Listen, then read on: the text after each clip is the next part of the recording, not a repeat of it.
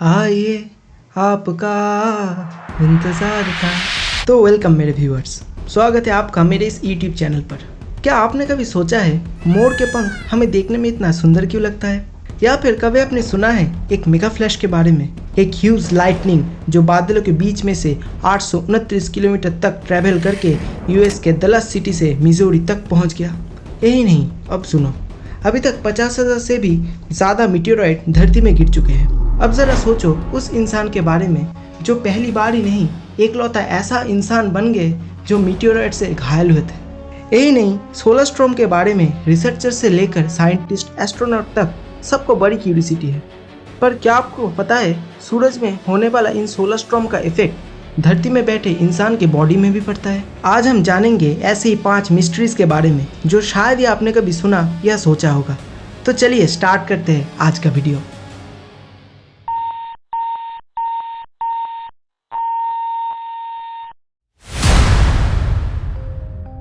घर की छत से टकराने वाला मीटेओराइट पृथ्वी से भी पहले बना था। साइंटिस्ट को 1.5 महीने बाद पता चला। साल था 1954। लगभग 4 केजी वेट का एक मीटेओराइट यूएसए के अलाबामा स्टेट के सिलाकोगा में एक घर से टकरा गया। मीटेओराइट छत को चीरकर एक रेडियो पर गिरा। उसके बाद फिर उछलकर एक लेडी से जाकर टकरा गया। एक लेडी अपने लिविंग रूम में नैप ले रहा था। अचानक उसको गोली चलने वाली आवाज़ सुनाई दी। होश आया तो लगा आसमान से कोई चीज़ शायद नीचे गिर गई है और छत के थ्रू घुस आई है। ज़्यादा चोट तो नहीं आई, पर 26 जून को जॉर्जिया के मैकडोना में घर की छत से नीचे आई वो चीज़ असल में था क्या? नासा ने कंफर्म किया कि आसमान से गिरने वाली ये चीज़ एक्चुअली एक मीटेओराइट है। जॉर्जिया यूनिवर्सिटी के रिसर्चर्स बोलते हैं ये मीटेओराइट पृथ्वी से भी ज़्यादा पुराना है। थोड़ा नहीं, ऑलमोस्ट 2 बिलियन साल पुराना। इसका जन्म 4.56 बिलियन ईयर्स पहले हुआ था। रिसर्चर्स को लगभग 1.5 महीने तक लग गया इसे पहचानने में। साइंटिस्ट कहते हैं अब तक पृथ्वी पे 50,000 मीटेओराइट्स मिल चुके हैं। स्टैट्स कहते हैं उनमें से सिर्फ एक ही मीटेओराइट किसी पर्सन से जाकर टकरा चुके हैं। बाकी कोई भी मीटेओराइट से कभी कोई घायल नहीं हुआ। वो मीटेओराइट 26 जून को मैकडोना के घर में रहते इंसान से जाकर टकरा गया। वो लेडी बच तो गया। जॉर्जिया के कई लोगों ने बोला कि उस दिन उन्होंने आसमान में एक फायरबॉल देखा था। मीटेओराइट के कई टुकड़े हुए और वो छत तोड़कर नीचे आए। रिसर्चर स्कॉट हैरिस ने बताया कि ऑलमोस्ट 23 ग्राम का मीटेओराइट का टुकड़ा चेक किया गया। साइज बिल्कुल एक ब्लैकबेरी के जैसा। उस टुकड़े के टकराने से छत के साथ साथ फ्लोर भी टूट गया था। हैरिस का मानना है कि मीटेओराइट पृथ्वी से भी पुराना है। उन्होंने न्यूयॉर्क टाइम्स को बोला ये मार्स एंड जुपिटर के बीच के एस्ट्रॉयड बेल्ट से आया है। ये मीटेओराइट ऑलमोस्ट 47 करोड़ साल पहले वहाँ एक एस्ट्रॉयड के टूटने से बना था। साइंटिस्ट कहते हैं पृथ्वी के ग्रेविटी में आते ही मीटेओराइट टुकड़ों में टूट जाता है। ध्यान रखना चाहिए कि स्पेस में स्पीड बहुत हाई हो सकता है, लगभग 1000 माइल्स पर आवर तक। पृथ्वी के ग्रेविटी में आते वक्त फ्रिक्शन होती है जिससे मीटेओराइट जलने लगता है। 26 जून को लोगों ने जॉर्जिया में वही लाइट देखी थी। नासा के साइंटिस्ट कहते हैं जब मीटेओराइट ग्राउंड पर गिरता है तो उसका वॉल्यूम ओरिजिनल एस्ट्रॉयड के 5% से भी कम होता है, यूजुअली एक पेबल या स्टोन के साइज का। हैरिस ने बोला जब वो स्टोन ग्राउंड पे हिट करता है तो साउंड और वाइब्रेशन आता है। वो बिल्कुल क्लोज रेंज गन शॉट जैसा लगता है। रिसर्चर्स ने बताया जॉर्जिया में अब तक 27 मीटेओराइट्स मिल चुके हैं। 26 जून को जो मीटेओराइट मिला वो 27th है। शायद हर कुछ डेकेड्स में एक मिलता हो। हैरिस बोलते हैं अब टेक्नोलॉजी बहुत एडवांस हो गई है, लोग भी अलर्ट हो गए। आने वाले दिन में और भी मीटेओराइट्स मिल सकते हैं। जब बिलियन साल पहले पृथ्वी बनी थी उसका कंस्ट्रक्शन में जो मटेरियल लगा था वो कुछ मीटेओराइट्स में मिलते हैं। अब ज़रा उन लेडी की कहानी सुनो। 1954 में अलाबामा के सिलाकोगा में 4 केजी वेट का मीटेओराइट घर से जाकर टकरा गया। घर की छत उड़ गई और मीटेओराइट एक रेडियो पर गिरा। उसके बाद वो घर के रेसिडेंट E.H. हॉज से भी जाकर टकरा गया। उनके कुछ बॉडी पार्ट्स छिल गए बट कोई सीरियस इंजरी नहीं हुई। शायद इसे ही लक कहते हैं। इसे एक एक्सीडेंट नहीं बल्कि एक लक ही समझो। एक लेडी जिन्हें शायद कोई भी नहीं जानता था, रातों रात वो फेमस बन गए। उनको लेकर शोज भी बने, वो टीवी और न्यूज़पेपर में भी छा गए। उस टाइम के लोगों के ज़ुबान पे सिर्फ एक ही नाम था, बोलो जुबा केसरी एक ही नाम था, E.H. हॉज। ऐसे ही मीटेओराइट जैसे लाइक, कमेंट एंड सब्सक्राइब इस चैनल में आप भी गिरा सकते हो फॉर मोर अमेजिंग कंटेंट्स। तो चलिए नेक्स्ट पार्ट पे। जब सूरज तपता है तो हमारी नसों और धमनियों में खून तेजी से दौड़ता है। क्या लड़कियों को ज़्यादा खतरा है? चाइना के साइंटिस्ट पिछले 6 साल से सोलर स्टॉर्म का स्टडी कर रहे हैं। उन्होंने 5 लाख से भी ज़्यादा ह्यूमन ब्लड प्रेशर रीडिंग पे ध्यान दिया और कुछ कंक्लूजन निकाले हैं। एस्ट्रोनॉमर्स से लेकर रिसर्चर्स से लेकर साइंटिस्ट तक सोलर स्टॉर्म के लिए हमेशा एक्साइटेड रहे हैं। जब सूरज पे कोई स्टॉर्म आता है तो उसका इफेक्ट पृथ्वी के मैग्नेटिक फील्ड पर पड़ता है। इंटरनेट सर्विसेज भी कई जगहों पर रुक जाती है। बट क्या सूरज में होने वाले एक्सप्लोशंस का इफेक्ट ह्यूमन बॉडी पर भी पड़ता है? पहले तो कभी नहीं सुना। चाइना के साइंटिस्ट के एक ग्रुप ने रिसर्च करके इस टॉपिक पे रोशनी डाली है। उन्होंने बताया कि सोलर स्टॉर्म हमारे बॉडी के लिक्विड ब्लड से कनेक्टेड है। जब सूरज पे स्टॉर्म होता है तो अंदर का खून रेस्टलेस हो जाता है। चाइना के चिंगडाओ और ओहाई के साइंटिस्ट पिछले 6 साल से सोलर स्टॉर्म पे रिसर्च कर रहे हैं। उनके रिसर्च का रिजल्ट कम्युनिकेशन मेडिसिन जर्नल में पब्लिश हुए हैं। अब ज़रा ध्यान से सुनना, समझने की एक चीज़ है। उन्होंने 5 लाख से भी ज़्यादा लोगों के ब्लड प्रेशर की मॉनिटरिंग की, जियोमैग्नेटिक एक्टिविटी से कंपैरिजन भी किया। सूरज की एनर्जी मतलब सोलर एनर्जी पृथ्वी के मैग्नेटिक फील्ड को अफेक्ट करता है, जिससे जियोमैग्नेटिक एक्टिविटी में चेंजेस आते हैं। रिसर्चर्स का क्लेम है कि बॉडी में ब्लड प्रेशर का एक स्पेशल पैटर्न होता है जो जियोमैग्नेटिक डिस्टर्बेंस के इंटेंसिटी को भी शो करते हैं। सीधी बात में ब्लड प्रेशर में अप एंड डाउन और जियोमैग्नेटिक एक्टिविटी की इंटेंसिटी एक ही पैटर्न फॉलो करती है। इनका एक स्पेशल साइकिल होता है, कभी ईयर में, कभी 6 महीने तो कभी 3 महीने में रिपीट होता है। हमारे ब्लड प्रेशर हवा के टेम्परेचर, पॉल्यूशन एक्सेट्रा पर डिपेंड करता है। पर इंटरेस्टिंग बात यह है कि कोई भी फैक्टर ब्लड प्रेशर के 3 महीने वाले साइकिल के जैसा नहीं मिला। यही प्रूफ है कि खून और जियोमैग्नेटिक एनर्जी का कनेक्शन अलग ही लेवल का है। साइंटिस्ट ने देखा जब सूरज पे बार बार स्टॉर्म आता है तो स्टार के अंदर के एनवायरनमेंट अनस्टेबल हो जाता है और बार बार ब्लास्ट होता है, तो हमारा ब्लड प्रेशर नॉर्मल से ज़्यादा बढ़ जाता है। जियोमैग्नेटिक चेंजेस देखते हुए इस टाइम ब्लड प्रेशर की रिएक्शन तेज होती है। साइंटिस्ट ये भी बोलते हैं कि इस कनेक्शन में फीमेल्स को मेल से ज़्यादा खतरा है। लेडीज़ का ब्लड प्रेशर जियोमैग्नेटिक चेंजेस के कंपेयर में ज़्यादा सेंसिटिव होता है। जर्नल में लिखा है जियोमैग्नेटिक एक्टिविटी ब्लड प्रेशर के अप डाउन को बढ़ा सकती है। इसका ज़्यादा इफेक्ट उन पर पड़ता है जो फिजिकली वीक है, तो हाई बीपी या किसी बीमारी से सफ़र करने वाले लोगों को भी खतरा होता है। साइंटिस्ट के हिसाब से ये नया रिसर्च मेडिकल साइंस में हेल्पफुल हो सकता है। अब डॉक्टर्स स्पेस के वेदर में भी ध्यान देंगे। इससे बीमारियों का रीज़न समझने और ट्रीटमेंट में हेल्प मिलेगी। माना जा रहा है कि जियोमैग्नेटिक एक्टिविटी खून को इफेक्ट करती है और इसके सॉल्यूशन के लिए अभी और भी रिसर्च की ज़रूरत है। दुनिया की सबसे लंबी बिजली। एक बिजली ने बादल से बादल तक 829 किलोमीटर की दूरी कवर की। साइंटिस्ट ने दुनिया की सबसे लंबी बिजली की डिस्कवरी की है। लेटेस्ट रिसर्च ने इसकी लेंथ और ड्यूरेशन कंफर्म की है। ये बिजली बादल के अंदर बनी तो बनी कैसे? डलस टेक्सास से कैंसस और मिजोरी तक टोटल डिस्टेंस 829 किलोमीटर। एक लाइटनिंग बोल्ट ने इतना लंबा सफ़र किया। साइंटिस्ट ने स्टडी के बाद कंफर्म किया कि ये वर्ल्ड की लॉन्गेस्ट लाइटनिंग स्ट्राइक है। लोग क्यूरियोसिटी से पूछ रहे हैं कि किसी लाइटनिंग बोल्ट ने बादल के अंदर एक जगह से दूसरी जगह तक ट्रैवल कैसे किया। ऑरिजिन पे अभी भी स्टडी चल रही है। साइंटिस्ट बोलते हैं पहले कभी किसी बोल्ट को इतना लंबा ट्रैवल करते नहीं देखा। कब और कहाँ? अक्टूबर 2017 में नॉर्थ अमेरिका के साउदर्न टिप पर एक बड़ा स्टॉर्म आया था। तब ये रिकॉर्ड ब्रेकिंग बिजली चमकी। 31 जुलाई थर्सडे को यूएस वेदर सोसाइटी BAMS मतलब BAMS के बुलेटिन पर इस लाइटनिंग पे रिसर्च पब्लिश हुई। इस बिजली को मेगा फ्लैश का नाम दिया गया। ये लाइटनिंग यूएसए के टेक्सास के डलस सिटी के ऊपर स्टार्ट हुई, बादलों के थ्रू मिजोरी के कैंसस सिटी के ऊपर गई। 829 किलोमीटर ट्रैवल करने में बिजली को 7.39 सेकंड्स लगे। मतलब लाइटनिंग 7.5 सेकंड्स तक आसमान में चमकती रही। मेगा फ्लैश असल में है क्या? बहुत लंबी लाइटनिंग को मेगा फ्लैश बोला जाता है। ये सुपर रेयर होती है।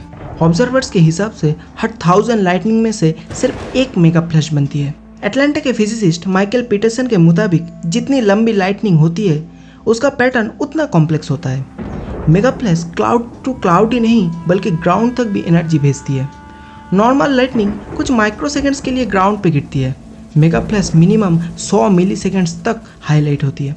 इससे बड़े बड़े पेड़ों को भी खतरा होता है। जंगल में भी आग लग सकता है। मेगा फ्लैश का और भी कुछ साइटिंग्स मिल चुके हैं। इससे पहले वर्ल्ड की लॉन्गेस्ट लाइटनिंग स्ट्राइक भी यूएसए में रिकॉर्ड हुई थी।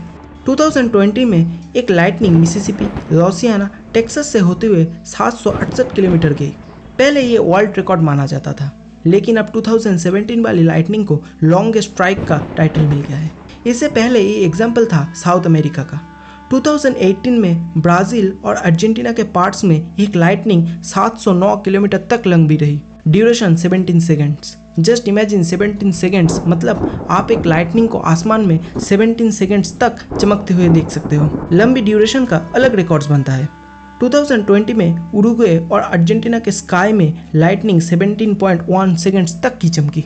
एक सवाल अभी आता है, यह असल में बनती कैसे है?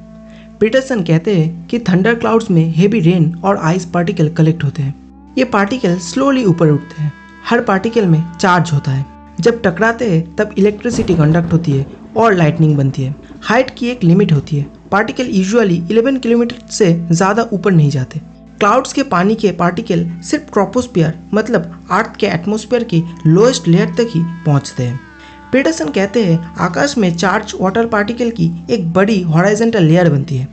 मेगाफ्लैश के मेन एलिमेंट्स उस लेयर में ही छिपे होते हैं। ये बिजली कैसे बनती है, ये इसका एक जनरल आइडिया है। हर बिजली ऐसे ही बनती है, पर साइंटिस्ट एग्री कि मेगाफ्लैश के ऊपर और भी रिसर्च नीडेड है। अभी भी अननोन है कि ये huge long lightning strike thunder clouds में कैसे बनती है और नॉर्मल लाइटनिंग से कैसे डिफरेंट है। पीटरसन बोलते हैं मेगाफ्लैश एक ही स्ट्राइक में बहुत सारे लोगों को नुकसान पहुंचा सकती है। ये सबसे पावरफुल लाइटनिंग स्ट्राइक है। अगर हम इसके बारे में और भी जानकारी इकट्ठा करके रखेंगे, ये हमारे लिए अच्छा होगा इससे जूझने के लिए और फ्यूचर में इसे यूज़ करने के लिए। ये पॉइंट थोड़ा सा छोटा है, पर इसे ध्यान से देखो और सुनो, अच्छा लगेगा। मोर के पंख से लेज़र की रेज निकलती है। नया रिसर्च से एनिमल के किंगडम के शॉकिंग सीक्रेट सामने आए हैं। साइंटिस्ट बोलते हैं कि मोर के पंख में एक सुपर माइक्रोस्ट्रक्चर या नैनो स्ट्रक्चर होते हैं। जब पंखों पर लाइट पड़ती है तब वो लाइट लेज़र की तरह हर डायरेक्शन में बिखर जाता है। मोर अपने कलरफुल फेदर्स के लिए फेमस है। उसकी टेल का लुक सबको पसंद आता है। अब लेटेस्ट स्टडी से पता चला है कि पंखों से लाइट निकलती है। अमेरिकन रिसर्चर्स के एक टीम ने एक क्लेम किया। साइंटिस्ट के मुताबिक मोर के पंख में माइक्रोस्ट्रक्चर है जो नैनो स्ट्रक्चर कहलाते हैं। उसके ऊपर लाइट पड़ने पर लाइट लेजर की तरह चारों तरफ बिखर जाती है। इसी वजह से मोर के फेदर्स ब्लू ग्रीन कलर में चमकते हैं। अमेरिका के फ्लोरिडियन पॉलिटेक्निक यूनिवर्सिटी और यंगस्टाउन स्टेट यूनिवर्सिटी के रिसर्चर्स ने मोर के टेल पे कई एक्सपेरिमेंट किए और एनिमल किंगडम के इस अजीबोगरीब राज को रिवील किया। अब हम आ चुके हैं हमारे लास्ट पॉइंट में, जो बहुत इंटरेस्टिंग है, तो इसे ध्यान से समझना। उससे पहले एक सब्सक्राइब तो बनता है। एक जायंट स्टार ने एक ब्लैक होल को निगलने की कोशिश की। स्पेस में नया टाइप का एक्सप्लोजन का पता चला। इसे थोड़ा आराम से और ध्यान से स्लोली सुनना, समझ आ जाएगा। साइंटिस्ट ने पृथ्वी से 750 मिलियन लाइट ईयर दूर एक सुपरनोवा देखा है। उनका क्लेम है कि तब से सारी कैलकुलेशन ही बदल गई। जब कोई स्टार अपने लास्ट स्टेज में आता है तो वो अपनी डेथ ग्रिप में आ जाता है। ये मैसिव एक्सप्लोजन पूरे यूनिवर्स हिला देता है।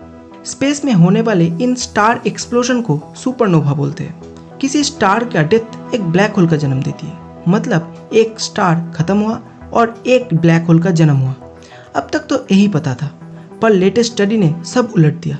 साइंटिस्ट ने देखा एक जायंट स्टार ने एक पूरा ब्लैक होल को निगलने की कोशिश की। 2023 में ये ऑब्जर्वेशन पे रिसर्च चल रही थी। लास्ट में साइंटिस्ट ने एक अलग ही एक्सप्लेनेशन दिया। ये एक्सप्लोजन नॉर्मल सुपरनोवा से अलग था। एक्सप्लोजन किसी स्टार के डिस्ट्रक्शन की वजह से नहीं हुआ, बल्कि स्टार ने पास के ब्लैक होल को निगलने की ट्राई की। यह सुपरनोवा 7 जुलाई 2023 को कैलिफोर्निया स्पेस ऑब्जर्वेटरी से देखा गया। पहले साइंटिस्ट ने सोचा ये नॉर्मल सुपरनोवा है, कि किसी स्टार के टूटने से हुआ होगा, जो स्पेस में तो बहुत कॉमन है। इसका नाम SN 2023 ZKD दिया गया। पर 6 महीने बाद एनालिसिस से पता चला कि यूजुअल सुपरनोवा नहीं था। तो फिर फर्क क्या था? नॉर्मली एक स्टार एक बार ही एक्सप्लोड करता है, मतलब एक स्टार का सिर्फ एक बार ही सुपरनोवा होता है। उसके बाद कुछ नहीं बचता फिर से एक्सप्लोड होने के लिए, मतलब दूसरी बार सुपरनोवा करने के लिए। लेकिन यहाँ ब्लैक होल की ग्रेविटी ने स्टार को एक और लास्ट एक्सप्लोजन के लिए मजबूर किया। 2 बार सुपरनोवा जैसे दिखना ये पहली बार ऑब्जर्व हुआ था। पहले साइंटिस्ट को लगता था ऐसा नहीं हो सकता। कुछ साइंटिस्ट कहते हैं शायद स्टार ने नियर बाय ब्लैक होल को निगलने की ट्राई की। NSF institute of AI and fundamental interaction के रिसर्चर अलेक्जेंडर गैंग्लियानो कहते हैं हमारे एनालिसिस कहते हैं ब्लैक होल के पास एक डेंजरस कोलिशन हुआ था। रिजल्ट में स्टार एक्सपैंड हुआ। रिसर्चर्स के मुताबिक dying giant star black hole के बहुत करीब आ गया। दोनों एक ही ऑर्बिट में फंस गए। इस दौरान स्टार ने मैसिव मास इमिट किया। बाद में वही जलना शुरू हो गया। पहले साइंटिस्ट ने सोचा वो सुपरनोवा है, लेकिन वो गलत थे। माना जाता है स्टार और ब्लैक होल इतना क्लोज आए थे कि स्टार ने अपनी ग्रेविटी से ब्लैक होल को निगलने की कोशिश की, बट ब्लैक होल का अट्रैक्शन सुपर स्ट्रॉन्ग था। रिजल्ट में स्टार पे रिवर्स प्रेशर आया और सुपरनोवा बना। कुछ समझ नहीं आया ना? अब जरा ये सोचो, I edited my video bye my own, तो एनिमेशन का काम तो मुझे नहीं मालूम, तो थोड़ी सी इस पिक्चर की मदद से कोशिश की है, पर I am pretty sure that you guys will understand properly with this. So let's start. सोचो, एक बलून है जो एक स्टार को रिप्रेजेंट करता है। बलून में हवा बढ़ने से वो बड़ा और टाइट हो जाता है। जैसे स्टार में एनर्जी और प्रेशर होता है उसे एक्सपेंड करने के लिए। अब इमेजिन करो एक वैक्यूम क्लीनर उस बलून के बहुत करीब है। वैक्यूम क्लीनर की ताकत मतलब उसका सक्सेशन पावर ब्लैक होल की ग्रेविटी जैसी है, बहुत स्ट्रॉन्ग और सब कुछ अपनी तरफ खींचती है। जब वैक्यूम क्लीनर मतलब ब्लैक होल और बलून मतलब स्टार के इतना करीब आता है तो बलून की हवा को अपनी तरफ खींचने लगती है। बलून धीरे धीरे अपने साइज में छोटा हो जाता है, हवा निकलने लगती है और वो दबता जाता है। अगर वैक्यूम क्लीनर बहुत ज्यादा सक्सेशन दे तो बलून 2 बार फट सकता है। पहला फटना, जब बलून की हवा बहुत ज्यादा प्रेशर में हो तो एक एक्सप्लोजन जैसा होता है, सुपरनोवा का पहला इफेक्ट। मतलब ये कुछ ऐसा है, एक बलून को आप हवा देते ही जा रहे हो और कुछ देर बाद वो ज्यादा प्रेशर के चलते फट जाएगा। और दूसरा फटना, जब वैक्यूम क्लीनर का सक्सेशन इतना ज्यादा हो कि बलून को ज्यादा दबा दे तो फिर से फट सकता है। मतलब एक नॉर्मल स्टार बलून अपनी एनर्जी खत्म होने पर एक बार ही एक्सप्लोड करता है, बलून फटना। लेकिन जब एक ब्लैक होल मतलब वैक्यूम क्लीनर उसके बहुत करीब हो और अपनी ताकत दिखाए तो स्टार को मैनिपुलेट करके 2 बार एक्सप्लोजन जैसा दिखा सकता है। स्टार पहला बूम, ब्लैक होल आया, फिर से बूम। पहले ये माना जाता था सुपरनोवा सिर्फ स्टार के मरने पर ही बनता है। अब एक नई एक्सप्लेनेशन मिल गई है। इस पर और रिसर्च की जरूरत है सुपरनोवा के मिस्ट्रीज को खोलने के लिए। डीप ओशन में भी कुछ कम मिस्ट्रीज नहीं छुपे हैं। आप इस वीडियो को क्लिक करके उसे जान सकते हो। और हमारा टारगेट जल्दी से जल्दी 1 मिलियन सब्सक्राइबर करना और चैनल पेज को अमेजिंग कंटेंट से भर देना। और इसके लिए मुझे आप लोगों की मदद और प्यार दोनों की ही ज़रूरत है। सो नेक्स्ट वीडियो जल्दी आने वाला है, तो तब तक के लिए आप सब लोगों को ऑल द बेस्ट।